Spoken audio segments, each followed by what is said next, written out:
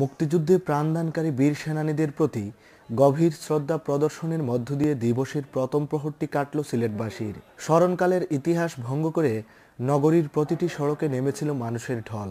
দল, মত কিংবা বয়সের ভেদাভেদ ভুলে গিয়ে সকলেই শুভ জন্মদিন বাংলাদেশ বলতে ধীর পায়ে এগিয়েছিলেন কেন্দ্রীয় শহীদ মিনার অভিমুখে।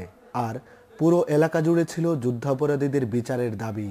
এ প্রতিজ্ঞা থেকে বাদ পড়েনি শিশুরাও। আমি আজকের দিনে যুদ্ধাপরাধীদের বিচার চাই। আমিও যুদ্ধ অপরাধীদের বিচার চাই। আমি আশা করি যাতে করে বাংলার এই মাটিতে যুদ্ধাপরাধীদের বিচার হোক।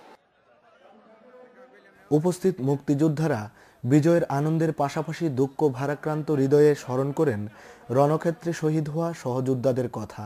তারা আশা করেন বাংলার মাটিতে রাজাকার আলবদর আল শামসদের বিচার হলে শহীদদের আত্মা শান্তি পাবে। যুদ্ধ করেছি তাদের জন্য আনন্দ আছে, বেদনাও আছে। আমাদের মধ্যে যুদ্ধাপরাধীদের বিচার হয়, যারা পরলোক গমন করেছে যুদ্ধ করতে তারা আত্মা শান্তি পাবে। আমরা জীবিত যারা আছি আমরা আনন্দিত হব।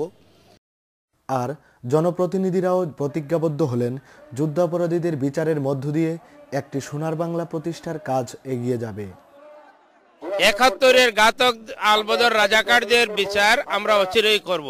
যারা স্বাধীনতার বিরুদ্ধে আলবদর রাজাকার আল শামস যুদ্ধ অপরাধী তাদের ফাঁসি, তাদের জন্য রায় হয় ফাঁসির রায়। আমাদের মা বোনদেরকে পাকিস্তানের ব্যাংকারে নিয়ে দিয়েছিল, এরা যুদ্ধাপরাধী, এদের বিচার হোক, এটা বাংলার সকল মানুষের প্রত্যাশা।